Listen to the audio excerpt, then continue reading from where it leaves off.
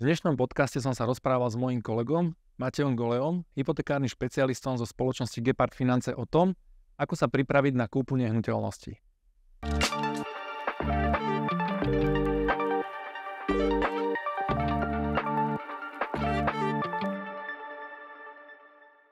Ahoj Matej. Ahoj. Ďakujem, že si našiel čas a prijal si pozvanie. A ja ďakujem za pozvanie.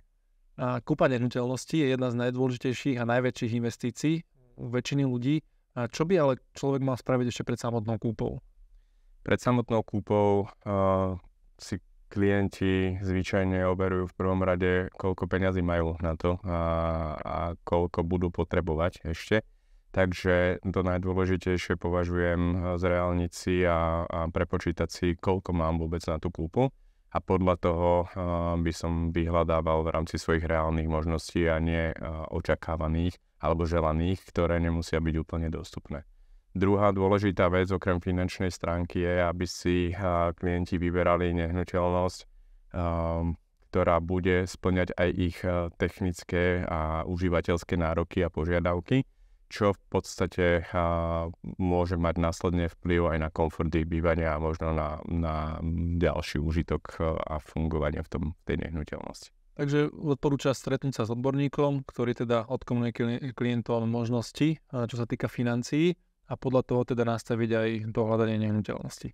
Dneska už je bežná prax a ani neviem, či mám nejakého človeka, kamaráta známeho v okolí, že by takúto vec riešil sám. Okrem toho, že to je významný a častokrát veľký krok v živote týchto ľudí, tak na financovanie komunikujú buď s overeným alebo známym nejakým finančným zamestnancom banky alebo nejakej sprostredkovateľskej spoločnosti.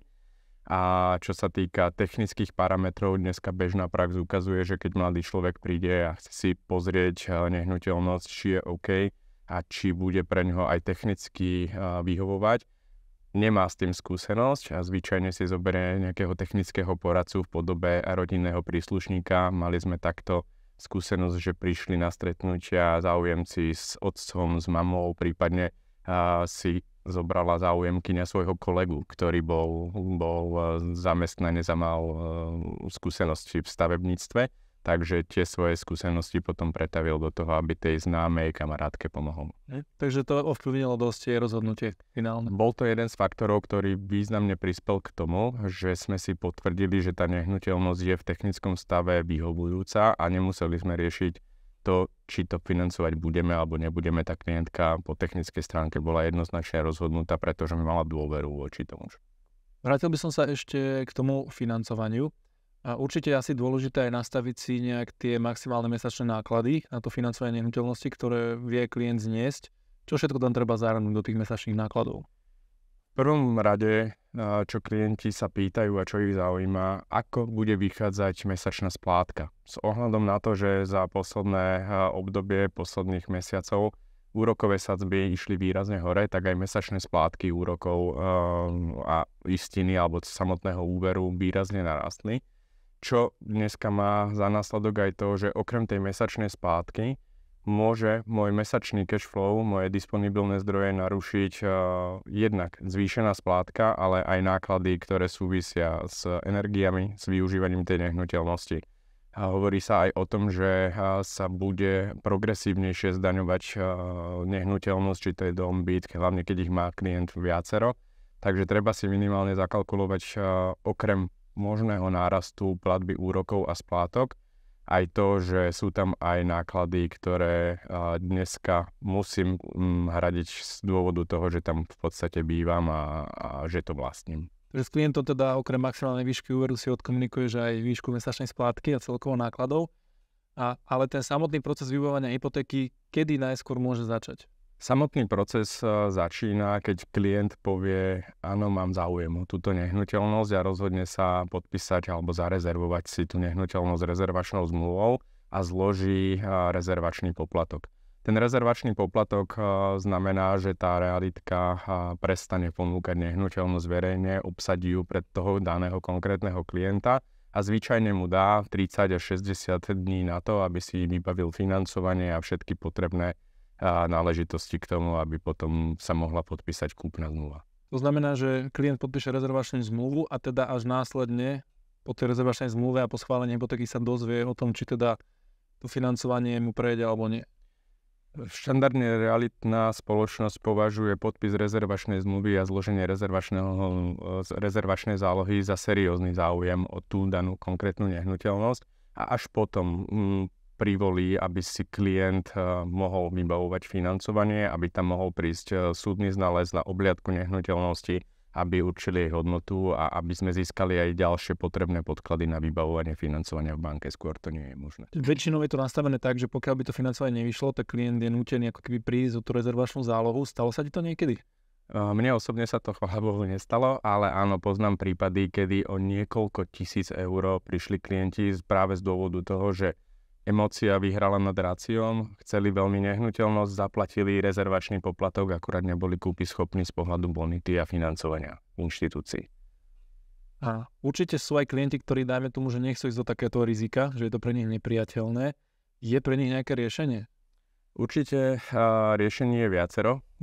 Minimálne by som sa pozrel na spôsob, že sa dá dneska zistiť tú bonitu aj vopred, než mám vybranú nehnuteľnosť a dať si schváliť hypotéku ešte predtým, ako si konkrétne nájdem svoje vysnívané bývanie.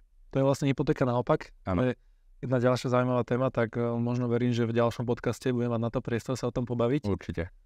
Ako si na začiatku povedal, je to krok, ktorý urobíme možno jeden, možno párkrát za život a je to významná investícia, ktorá nám uberá mesačne nemalé prostriedky.